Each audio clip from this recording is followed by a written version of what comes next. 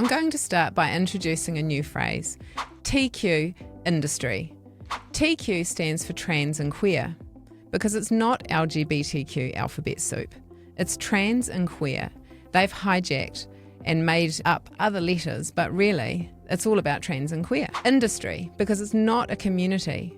We need to be careful with our language. They have not got a community, they have created an industry, a very lucrative one. Always follow the money and ask yourself, who's winning? It isn't families, it isn't young people, and it certainly isn't our youth who are on the autism spectrum or are diagnosed with ADHD or other diagnoses that make them particularly vulnerable. The TQ promotion and strategy is like a tidal wave that's coming through our education system and all facets of society. I'm excited to chat today with Sven Scharpen from Colorado. I came across Sven when researching Little Gay Out, an annual high school event here in New Zealand where the TQ industry run their school version of Big Gay Out, which is New Zealand's largest Pride, which is TQ, parade. Links for information about what we're discussing today is below. Among other concerns, I found a very disturbing link between a local doctor and this high school that was running Little Gay Out and the TQ industry. The GP that I came across has shares in the local practice that is near the school. He promotes himself as an LGBTQ specialist. He volunteers at the high school. He speaks at the Little Gay Out events. And the topic he was going to speak on this year, before the event was cancelled after my expose went viral on social media, was Sex Ed Rainbow Edition. What the heck is Rainbow Sex Ed? And it's being promoted to 13 and 17-year-old children in a school setting, no less. Among other disturbing links, this GP is also an adult ADHD specialist. Coincidence? Perhaps. While ADHD is different to autism, we know that children and young adults who are on the spectrum, who have higher needs, who struggle socially and are diagnosed as neurodiverse or who have disabilities such as Down syndrome are not only more vulnerable in general, but they are actually targeted by these TQ groups. Love bombing is one strategy they use because these kids are desperate to fit in and to find a group that they feel a part of. While working on my Little Gay Out report, I happened to be sent a short video of Sven speaking outside the courthouse in Colorado against a new bill that was passed on May 16th, 2025. This is the HB 1312 bill, and it's called Legal Protections for Transgender Individuals. Before I bring Sven on, I want to take a look at a short piece in my earlier video where Sven features. What I'm actually going to do now is just play a video that I just came across yesterday of an autistic boy in Colorado speaking up against a bill that's getting pushed through there that he's really concerned about, and he's autistic. Because what those of us who are aware of what's going on here know is that our autistic, our neurodiverse, our spectrum kids are the main target of this rainbow industry. Absolutely. Because they're most vulnerable. Yeah. Yep. So I want to just play this from this young man called Sven over in Colorado because he knows that they're targeting his people. Right. What's going on today? Why are we here? Well, we're here to testify against HB 251312, easily the worst bill that any state has ever proposed in the history of our country. And what it does is it basically defines, what is it called? Misgendering and dead naming as a form of coercive control, and will steal your child if you refuse to allow them to trans. And it also has a clause in it that says if you don't affirm somebody's delusion, then the state comes after you. And as an autistic person who is well aware that this transgender ideology is going after my people is just heartbreaking and crushing. In fact, just last night, I saw a post of a woman whose breasts had been cut off who was autistic, and it filled me with sadness and rage. And now they're trying to pass a bill that will steal autistic children. I'd say half the victims are autistic, and it will steal autistic children and castrate and mutilate them without loving families. So it basically takes away what little we have left. All we have left is our bodies and our families, and they're destroying that. So that's why I'm here, and I think autistic people need a voice. And when it comes to gender ideology, they target us because they know we're vulnerable. They know we struggle. They know that they can easily exploit us for money and votes so that we can be dependent on big pharma for life, and that we could continue to vote for politicians that would pass legislation like this. So this is the issue. And part of the problem is we don't have a voice of our own. There's no community. And I know exactly why autistic people struggle. I've learned. And people don't know the reasons. They'll throw in like, yeah, it's hard for us to fit in because we're a little different. Or maybe we have a rigid thinking system, or we're focused on inanimate objects, our interests and stuff like that. But I know the real reason, and it boils down to authoritarian government repressing us in the schools. And then the trans come in and tell us that we struggle because we're trans. Thank you so much for taking the time to talk to me. Thank you very much. I can talk about this until I'm blue in the face, but it's best coming from Sven himself. So without further ado, I'll welcome in Sven. Hi, Sven. Hey, Penny, how are you? Great. How are you today? I'm good. More like tonight, the previous day, because your country's like a day ahead of us, so. That's right. It's night for you. Thank you for staying up late and coming on. I just want to, we've got a lot to chat about, and it was really cool how I was able to get in touch with you, thanks to lots of people globally who do the same work that I do. And I'm really excited about this conversation today because your voice is really important. You're able to articulate the challenges that are going on in Colorado and actually lots of places around the world. So what I would like you to do to start with before we get into our discussion fully is you went into the courthouse after doing that speech on the steps and you shared your testimony. So would you like to share your testimony again with us? I'll be happy to. It was actually the state capitol building. It wasn't a courthouse, but I mean, it looks like one and they act like one. So even though to me it's more of a circus. So I will definitely read it out for you and do the best I can. My name is Sven Scharpen, and I'm a 21-year-old autistic man from Douglas County. That's the county I'm in. Officially, I'm representing myself, but I'm really representing on behalf of the autistic community. I am testifying against HB 25-1312 for the second time. This is a bill that will cause unbelievable harm to innocent children and families. People don't seem to understand the psychological impact of this kind of separation. For instance, when I was 14, I was forced to transfer to another high school different from the one my middle school fed into against the will of me and my parents for the sole reason that I'm autistic. We were told I'd be better off by those who proposed the decision, citing the idea that all autistic kids need special needs programs and my neighborhood school didn't have that at the time and that I was going to fail without them. This was a destructive lie from the very beginning, but the officials did not care. This threw me into a serious artificial depression that included suicidal ideations because I felt that my life and my feelings didn't matter. That was just from me losing all my friends. At the same time, I came only one decision away from a social transition. Had I made the wrong decision, a bill like this would have made me lose my family and my healthy body. I found that over half of the kids being referred to so-called gender clinics are autistic kids, like the kid I was years ago. In fact, in the United Kingdom, they are now testing every single patient that goes into these places for autism. I'm going to ask you and every legislator nationwide, what about us?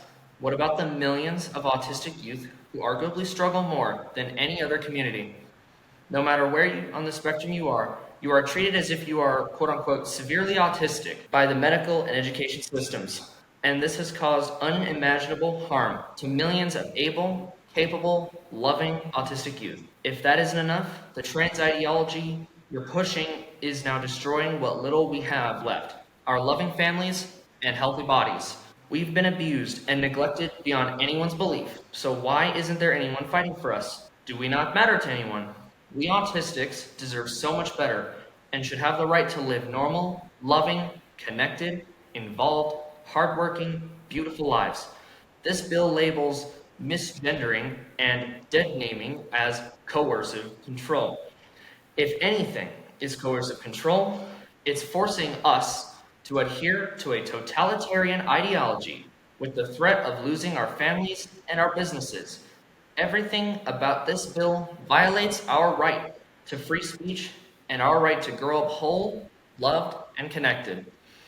It's time we start standing up and speaking out for the forgotten autistic youth like myself and ensure our right for us to grow up whole with loving families and with close friends. I urge a no vote on HB 25-1312. Thank you. So you sent me the original recording of that, and I asked you to re-say it because you obviously only had 2 minutes to get all of that out when you were in there, right? Yeah, there were so many people that they had to limit it to 2 minutes, and not only that, they actually sort of cut the time to testify down to 8 hours. And my testimony took place at 11:03 p.m. my time. So of the people that were testifying, how many were for it and how many were against it, like you? The amount of people that were for, there were about 700 something people that testified in total, and about 500 to 600 of them were against it. But of those 500 to 600 people, only 18% got to testify. So I thank God that I got to testify. And was that a lottery? Was that just a random thing that you were able to testify, or were you specifically selected for a reason? I wasn't specifically selected or anything. They had that, but they said they ran out of opponents, even though that was a lie right from the beginning. I think they were trying to get us to leave, but that didn't stop me. And if anything, that enabled me to sort of force my way in at the very last minute to testify and give my piece, what you just heard. And so the outcome being? The outcome of the bill, well, obviously it passed committee, and then 6 days later it passed the House. They amended it, it didn't work. The bill was just as bad as it was when it was first proposed, and governor signed it 10 days after that. Gavin Newsom, who I call Newscum, that's Trump's nickname for him, in California, vetoed a similar bill, and yet our governor here, Polis, signed it into law.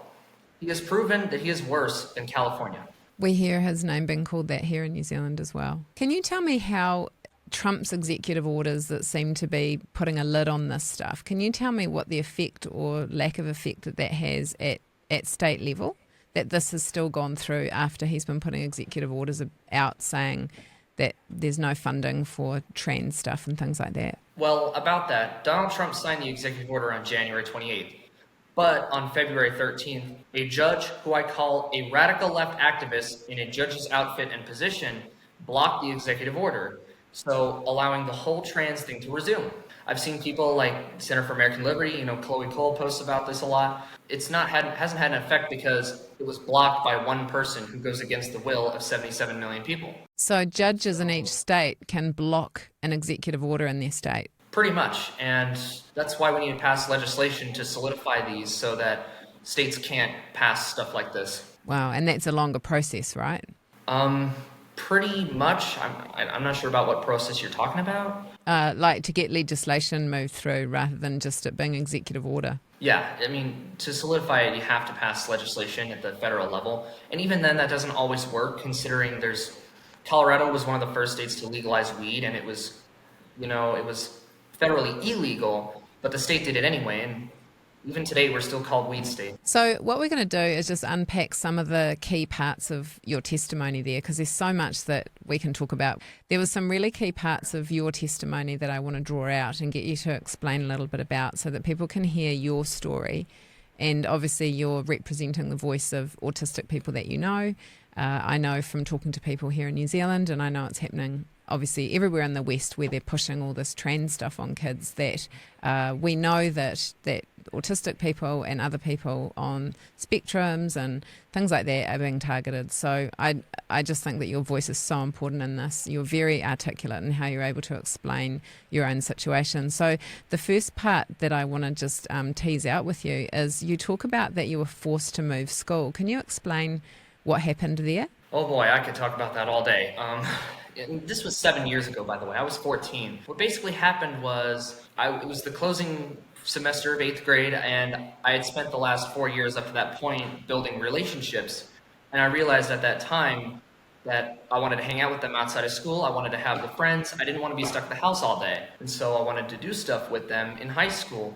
And then, so in March of 8th grade, they came up with the idea to moved me to a different school that had a special education program, which are of course mandatory. I've learned that the hard way through this.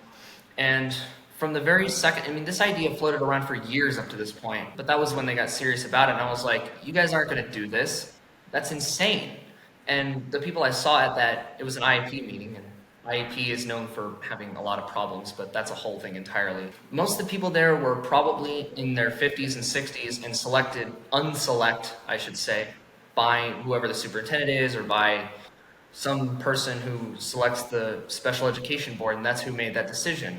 It was about 7 or 8 unselect liberals, Democrats, who made that decision. And the special education program I had at the time, I trusted whoever was leading it, only for her to stab me in the back with it. So I will never trust her again. Yeah. So the high school nearest to you didn't offer the program that they required you to go into, and they forced you to go to a school further away. Is that right? I mean, distance-wise, it probably wasn't that much further away, but the high school I should have gone to is 10 miles north of the house I lived at, whereas the other school that they were forcing me to go to was 10 miles west. Instead of going north, I was forced to go west. And I think the decision was finalized at an IEP meeting that I decided not to go to because I knew it wasn't going to go in my favor. So I went with my classmates to my neighborhood school instead. And I told them about what was going to happen. And they told me they had an autism program, but it was SSN, which is different from AN. They made the decision anyway. I didn't have a say. And to add insult to injury, my parents were told, both of them, that I was going to fail without special education. Before you'd even tried?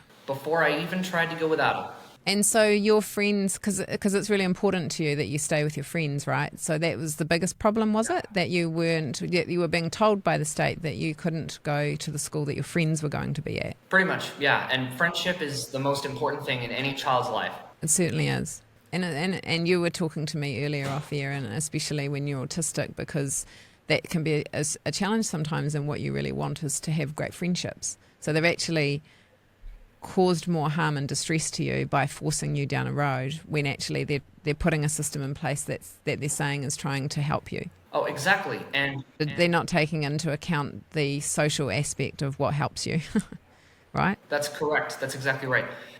And I knew that what happened was going to happen. I knew exactly what was going to happen, and that's how it turned out to be. Yeah, and it just makes you feel really powerless, doesn't it? Yeah. So another part that you mentioned was you talk about that you experience suicidal ideation.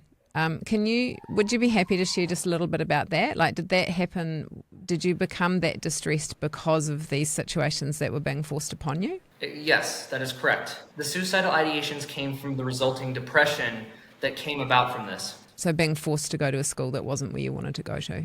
Yeah. Mm-hmm. And so you talked also about being close to social transition. Can you share how that happened and what intervened for you in order to not have gone there? Well, there's actually multiple things that happened. First, I was exposed to degenerate material online, which I guess caused autogynephilia for a couple of years there. I also learned about transgenderism right around the same time this was going on. I developed a sort of girlish phase, and that's actually why my hair's long. It's not because I wanted a rocker vibe, it's because I was sort of effeminate for a while. And so did you come across that online, or did it come through the school system or through social groups, or what was the main way that came across your path? Well, this was before they pushed it at school, so it was definitely online. I remember it. I was just surfing the web, randomly searching boy turns into girl, and that's what came up. Watched a bunch of magic videos about that, made the effeminate phase worse. But ultimately what happened was my parents sort of found out what was going on, and they sort of asked me, would you rather wear boys' clothes or girls' clothes? I'm going to tell you that I chose boys' clothes with a little bit of reluctance. Yeah. And by that point, were you aware of the social engineering, particularly targeted to people such as yourself? Or were you still pretty much just coming across this in an online space then? Well, it wasn't even a community. It was just on YouTube.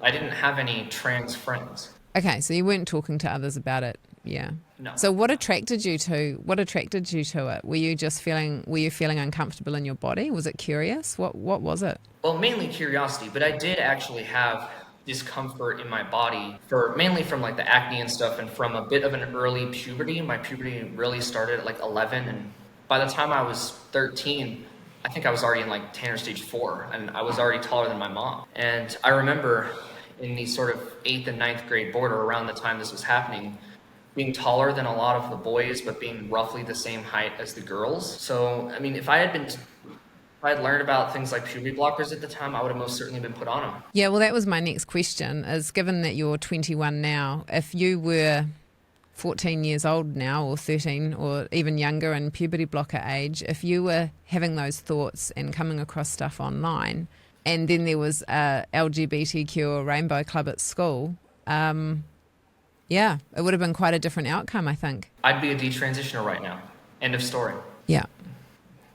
Do you know of active clubs and groups in the schools in your area that are actively targeting autistic people? Well, I found one, and sort of, I don't want to talk about it too much since it's secret, but there was one that they did near the center of Denver where it was deliberately targeted to autistics, and it was just a dating thing. And while they did talk about dating, everything was just fake identities, and the instructor was like, I can't even remember, but it was a whole mouthful of stuff, and it was explaining it all. And then they do have a homosexuality or sexual orientation course, and probably trans as well. This isn't in the school, but I'd imagine they do have similar things going on in the schools as well. You mentioned to me when we first spoke the other day that among your community of autistic people, that in your age group, that you're the only conservative swaying person that you know. Can you share a little bit about that? Like, what's it like being you in your space with the people around you politically? I don't really have a space around me. Like,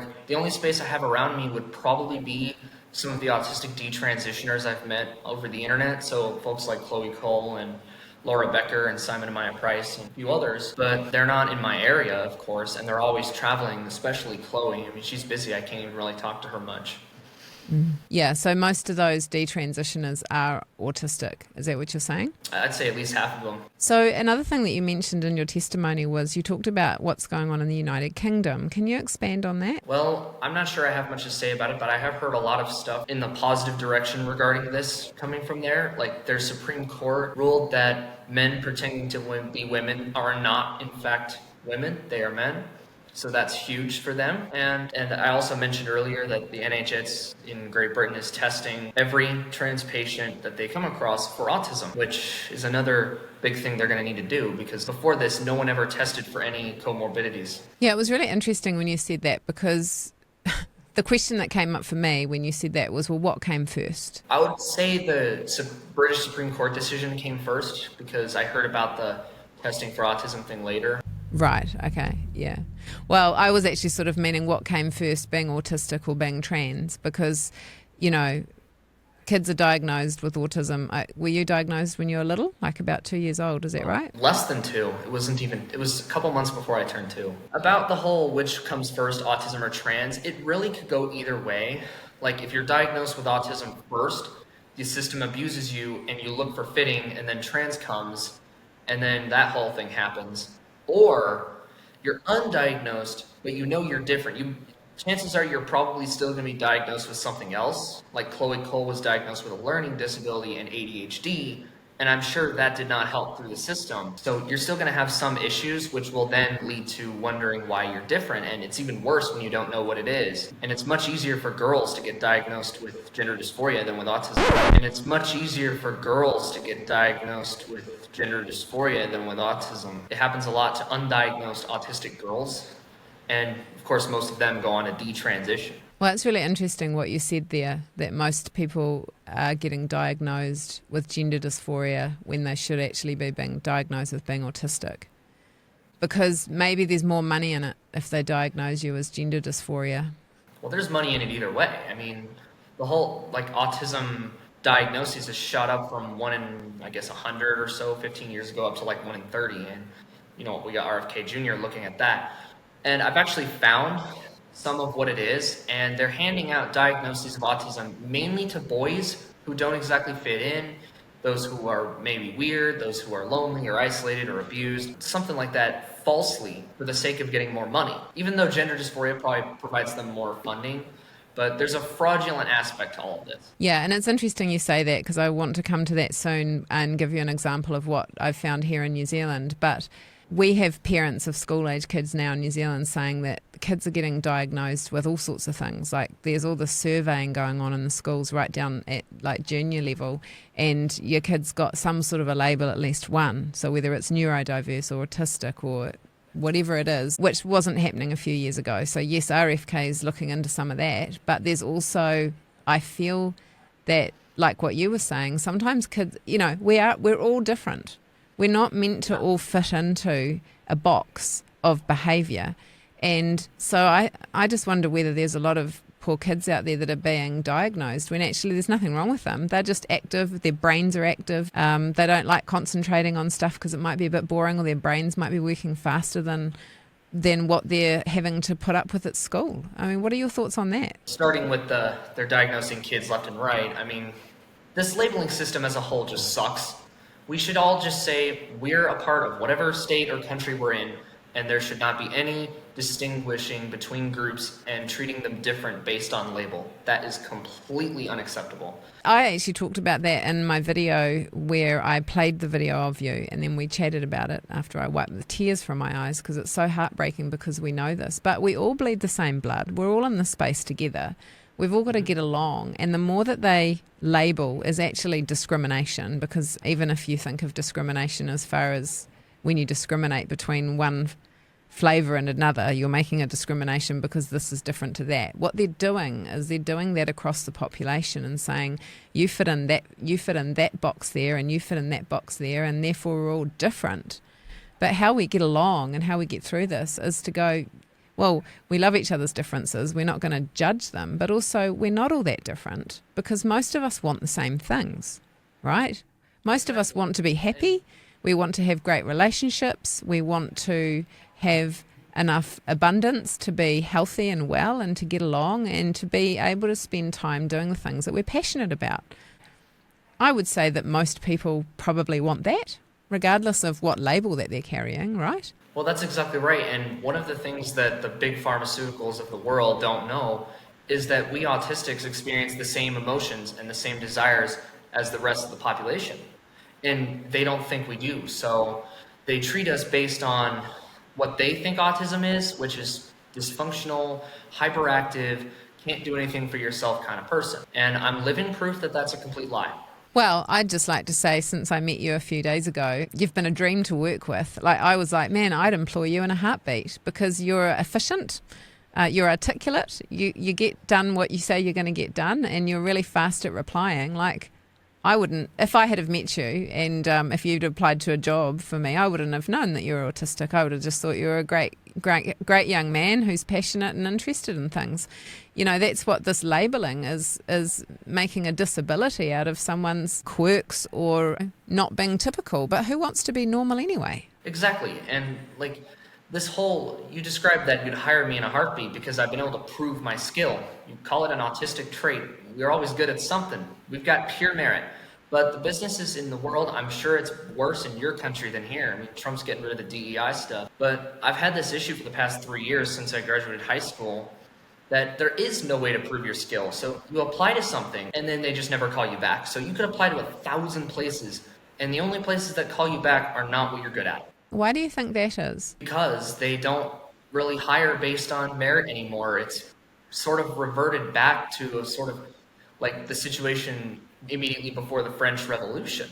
Like, you're not hired based on merit, you're hired based on label or race or gender or whatever the heck. This whole thing is regressive. Really interesting about that with you is that if you are putting people into boxes and that you're a diagnosed autistic person, then you actually fit into the DEI category, because they need to be diverse and inclusive of people no matter what ailments or minority groups or diagnoses they've had. So what's your take on that? Like, are you not diverse enough? Definitely not, because the thing about DEI is it never prioritized autism or any neurodiverse at all, and it never will.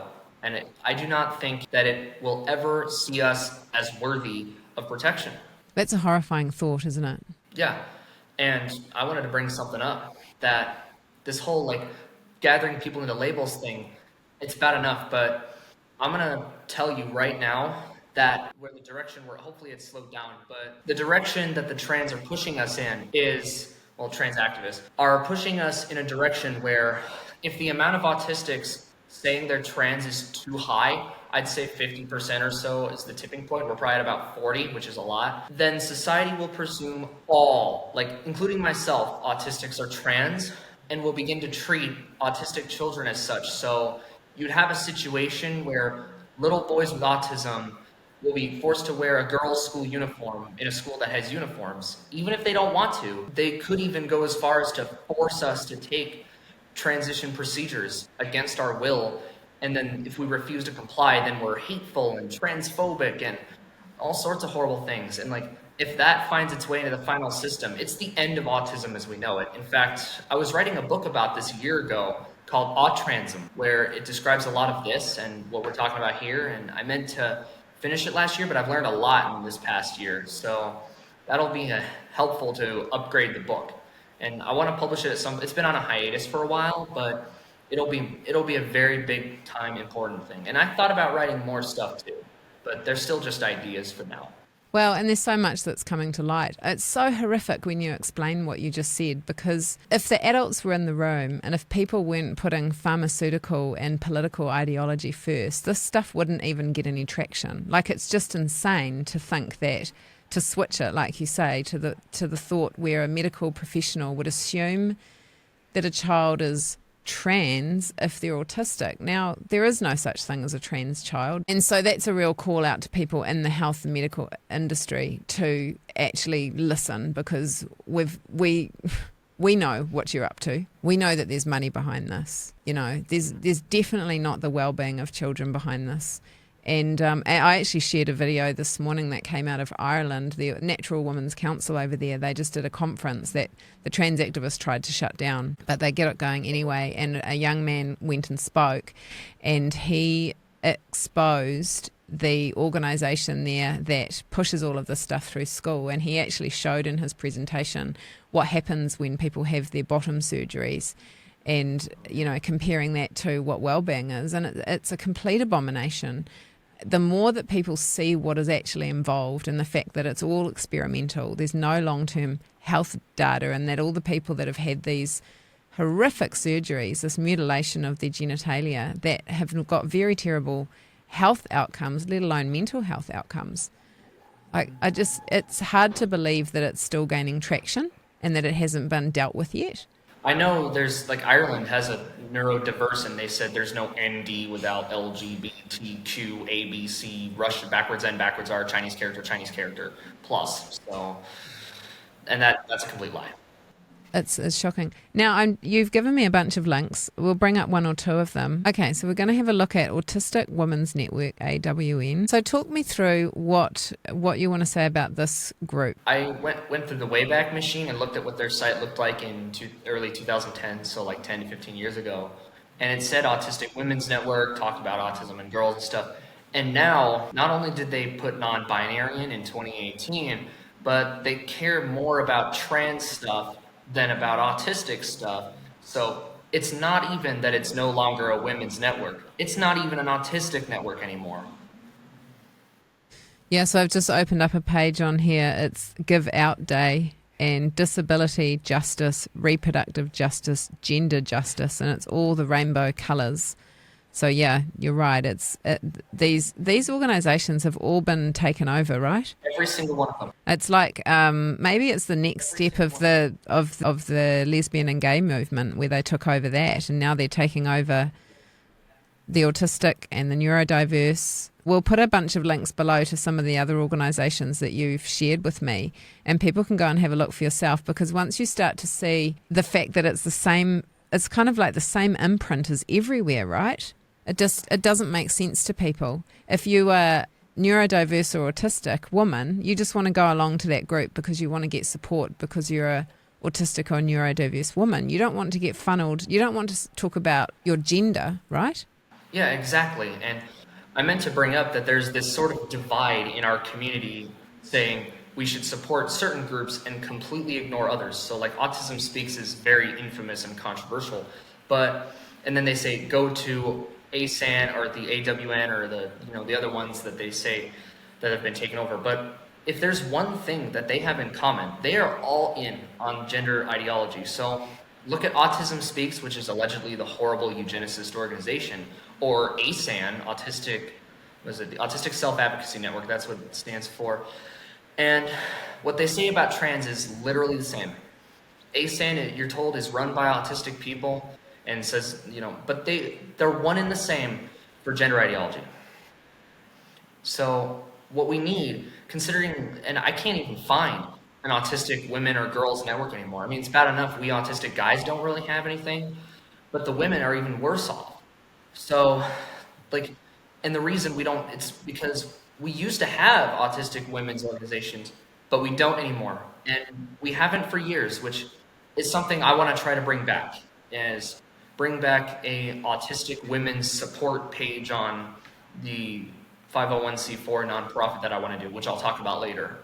What do you know about the money? Because when you see all these organisations being taken over by this one specific political ideology, from the research that I've been doing, it's always about money, and these organisations tend to have at least one trans person. So you'll find in there a man who is pertaining to be a woman usually, but sometimes it's the other way around, who's at the helm of this, and that their policies have been changed and everything. So do you know much about that side of things?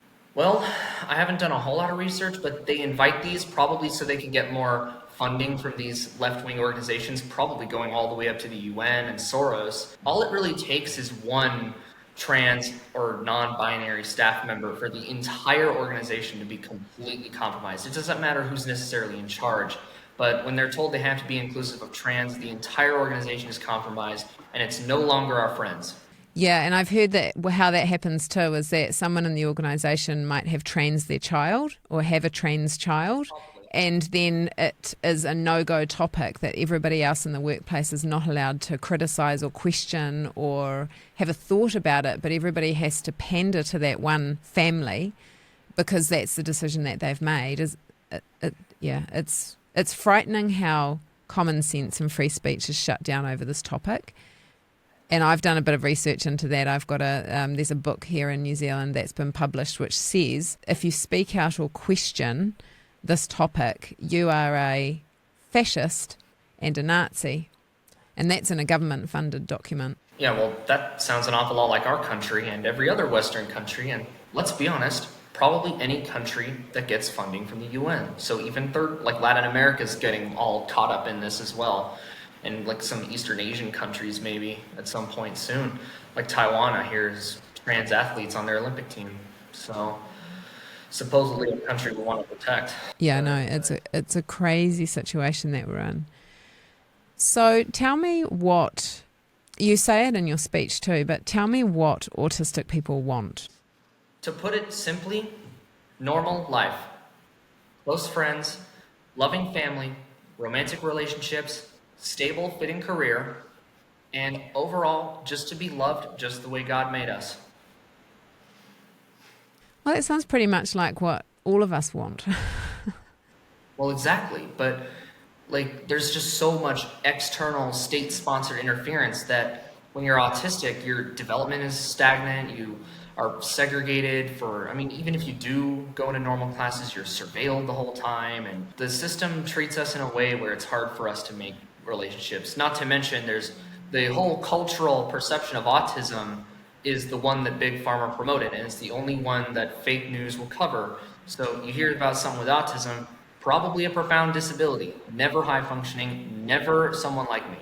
And what do you know the proportion is of high functioning autistic people? Well, Robert Kennedy said in his speech about autism himself that the profound section is like only about a quarter, which is more than I thought, and it probably is more than it actually is, considering I'd say all of those profoundly disabled people are diagnosed, and yet not even half the not profound disability people are diagnosed. It's crazy because we need you in our society and we need to value you. And I know that parents of children who have got high functioning autistics, they for sure want their kids to grow up in a world that accepts them and employs them and welcomes them in. It's really odd, isn't it, when you compare it to the trans movement who force society to accept and love them and have them everywhere. But actually what they've done is pushed out everybody else who might be not typical, if you like. The DEI thing only applies to them. It doesn't apply to any other groups of people, does it? Yeah, like we've been completely shoved out of the mainstream. I mean, not that we were in the mainstream to begin with, but we've been completely pushed out, and there's just not really any awareness. There's awareness of autism itself, of course, but only the severe autism that Robert F. Kennedy talks about. There's no awareness of my side of the spectrum. There's no awareness of those of us who are arguably the genius, love on the spectrum type person. That's right, and you are the geniuses oftentimes. May I just show a little bit about what, just quickly, because I know it's getting late for you, but I just want to show you a school in New Zealand. For those people, and you're not one of them because you don't even know what time it is here and everything, but little old New Zealand, which is where we're from, which is down the bottom of the world to the side of Australia. And in New Zealand, we have, I'm going to show you one school. So when you look at the map of New Zealand, we call it the North Island and the South Island. So in the South Island, about halfway down on the right-hand side, there is a city called Christchurch. So in Christ, what's that? Ironic. It is ironic, isn't it? So in Christchurch, there is a high school which is very liberal. It's called Hagley College. And we were sent these screenshots the other day because we just had our Pride week and all of that stuff, Pink Shirt Day, anti-bullying, which is really about anti-trans bullying. But what shocked me about this, and I went back to it in preparation for talking to you, is showing the tie between autistic and neurodiverse and how they're promoted. So you see the one on the left-hand side, and they put up on their school Facebook page 10 things everyone can do to make autistic people's lives better. So they're preaching that they're out there to help the autistic people. The one on the right is, next week is Neurodiversity celebration. So it's all about the neurodiverse. And as you can see, they've got pride colours there, right? So then they actually have, I just couldn't believe what I was looking at here. So when it was Neurodiversity Week, they were promoting, and that's old, what's her name, Greta. I have Asperger's, and that means I'm sometimes a bit different from the norm, but it can be a superpower. Then it's, do you know Billie Eilish has Tourette's? So they're categorising everybody under this neurodiversity. Keeps going. This is their Facebook page. Did you know Ryan Gosling had ADHD? Did you know Jennifer Aniston is dyslexic? So now they're taking celebrities, well-known people, and they're saying, but it's cool to be neurodiverse because these amazing famous people are cool. And I kind of get how that could be helpful because we're trying to help people who are neurodiverse to know that they can be successful. So you can look at it like that. How about we show Elon Musk, Abraham Lincoln, Albert Einstein, and Thomas Jefferson? That's right. There's so many people that are neurodiverse or on the spectrum or autistic. So I'm not saying that it's not okay to promote them, but it's the way that the school are doing it, right? So then they also, because they're tying it all in with the pride stuff, it's impossible to think that they're not. And so then they say, get ready to celebrate pride. And then they have this email address of the teacher to talk to about it, which is Ben Mills. And we're going to have a look at him in a minute because I already knew his name from something else. So there's a teacher in there celebrating pride. And I think when you and I talked the other day off air, you mentioned, it might have been you that was mentioning about how they get you to do all these crazy activities like find the flags, and they've got all these diverse, and these are all about sexualities, flags. So that would be appealing perhaps to some autistic people or people who want to be a part of something or are attracted to this activity. Would that be a fair statement? They're trying to attract us to these identities. Yeah, they're trying to attract you in and say, over here it's really cool and you can be a part of something. Am I getting that right? Pretty much, because there's no belonging of our own. There's no belonging of your own. So what they're doing is they're creating these cool groups. They're calling them cool groups. And then I believe that they know how to speak your language, how to attract you, how to make it really appealing, right? Terrible. Yeah. So this is Ben Mills, who was promoting the Pride thing. So we have an organisation in New Zealand called Inside Out, and it's up there with the likes of the Trevor Project and things like that, I believe, in America. But they're the main organisation that's pushing it through the schools. So this is the guy at the high school who a couple of years ago worked for this organisation Inside Out, and this is what was on their Instagram channel at the time. On the left-hand side, his profile from when he was on that organisation. But now he's a teacher or a staff member in this high school, and he's promoting it. So all of these agencies are connected, but the people involved in them are connected through the schools now, which is just insane. Well, it's pretty much exactly what I expected, and we've got a lot of that here in America. Probably Colorado. We're like ground zero for this stuff at this point. Yeah. This is why we need an organization of our own that's rooted in truth. Yeah. Well, so that's what I'm going to wrap up on, is I want you to tell me a little bit about some solutions that you have, because I know you're a young man on a mission and you're setting some things up. And so I'd love for you to share what you're doing, and then we'll finish off with how people can contact you. Well, I've been on a mission to rescue my peers from what I call trans or T plus occupation. The Q is pointless, I don't use it. So it's an occupation. The trans movement saw us in probably a way that's similar to how the no Reich in Germany looked at Russia. So they had this sort of Lebensraum mindset on Autistics, so they could obviously turn millions of people, that's multiple times bigger than their own community was 10 years ago, and take us for money and votes in politics. So, and this to me is just, it breaks my heart, and knowing that I'm not going to have peers if I don't get involved is why I'm doing this in the first place. But what I want to do here and what I'm trying to do is establish a sort of organization of my own. It'll talk about the real reasons why we struggle, which we've talked about here. And what I really want to do is have not just an organization that'll help autistic people and they can be members of, but to have events and rallies and do debates at universities and go to other events akin to like Turning Point and YAF and be able to do a lot of this stuff that, think of what Chloe Cole does, that's the short-term goal, and then Charlie Kirk is the end goal. So that's why I'm starting this, so that autistics can have a charismatic voice of their own. And I've had this thought for many years, like, I'm probably going to be the one who's going to be the Martin Luther King of autism. Hopefully this is foreshadowing, I don't even know, but I have it in my prayers all the time.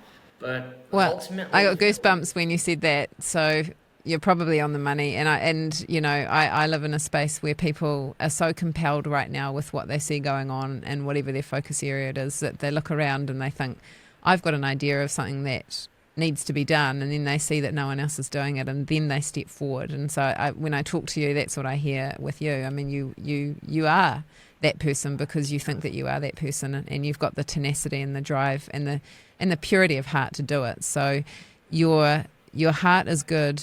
You want good things for your people and for yourself. You want to have good outcomes. How can people contact you? Yeah, I made a link tree, but I'll just say that I'm on X, Instagram, and YouTube mainly. I'm sometimes on Facebook, but I don't care about that one as much. But it's SVEN_SCHARPEN. That's great, and we'll put the link on the video too. But so what are you after to start with? Are you after finding a connection with other autistic people? Are you looking for some organisational support, or are you looking for donations, or all of the above? Well, all of them, and I've already got support from local organizations. There's one called CPAN, and I've got help from Erin Lee, who introduced me to you, so shout out to her for that. And I've also met up with Chloe Cole a couple of times, talked about this once with her, and ultimately I want all three of them. I already have a donor box, so it'll be on my links to my other social medias, so I'll probably add it to Linktree as well. And ultimately the goal for the next year is to have, this will make history by the way, the first real, rooted in truth, Autism Awareness Day event on the steps of the Capitol building in Denver on April 2nd next year. And I'm going to work toward that. I've already told this to some of the people I'm already working with, but really what I need is to find other autistics who have the same sort of mindset I do. And there's probably plenty of them that have stories that are like mine. And some of them might be worse, actually. Like they might have been physically abused more in the schools. So I want to be able to get those stories out. And if you know an autistic person who has the concerns I do and is rooted in truth, wants to end the gender ideology occupation of autism, bring them with me and I'll get with them as soon as I can. Yeah, well, what's interesting about what you're doing is you say that a lot of the detransitioners are autistic, but not every autistic person is a detransitioner, as in they could be like you, and that you stopped before you started doing a social or a physical transition, and like you say, there hasn't been a place for you. So what you're doing is really powerful. I'd really recommend that people get in touch with Sven and get behind him. I just want to, one last thing before we go, because I just realised that we didn't talk about it, but not long after that bill passed, which was HB 1312, Legal Protections for Transgender Individuals, there was another bill that just passed a week ago, HB 1309, protect access to gender-affirming healthcare. Do you have anything to say about that one? Well, if I want to put it in one sentence, it forces us, the taxpayers, to pay for these cosmetic procedures that are irreversible. But here's the problem. Women who need like breast reconstruction after they've had breast cancer, and of course, detransitioners who actually medically need healthcare so that they can survive. I'm saying that detransitioners are not covered, and those who like want to feel more like the sex they were born as aren't covered. And for the detransitioners especially, this is actually necessary. The woke mind virus transition is completely cosmetic, but detransition is absolutely life-saving. Yeah. And they don't get any of this government funding for their healthcare, is what you're saying? Ever. Yeah, so this law is just going in one way. And so you and Erin and some other people have launched a lawsuit, is that right, against the state around these legislation? I'm not a part of it, but I said I would help them in any way I could, but I'm kind of doing my own thing, but I will support them in their lawsuit. But you're a connected network, so I'll put the link for that below as well. So Yeah. Well, Sven, thank you so much for your time, and I really hope that this is a true help for people, not only for autistic people, but for their parents as well and their families, to know that there is a voice of reason out there, but it does have to start from the grassroots. You're not going to get this from policy, you're not going to get this from government, you're not going to get this at state level. This is literally a grassroots movement, as everything is, that is common sense. And I just really want to ask everybody to support Sven, even if you're not in America and you're somewhere else in the world. Reach out to him, follow him on social media like I have, and and Sven will stay in touch. All right, it was good seeing you, and it's 10:51 p.m. for me, so it was really good talking to you. Maybe we'll have another live stream in the future, I don't know. But have me in your prayers, anyone, and I'll take your support any I can get. So it doesn't matter where in the world you are. You could be in dirt poor Congo for all I know. And I'm like the geography master, so I'll know exactly where your country is. So you're not wrong about that, because when I first reached out to you, you already knew what day and time it was in my country when I had to go and look at the time converter. So you're awesome. Well, thank you, Sven. We'll talk again soon. Yeah, God bless you, and have a good day, everybody, wherever you're from.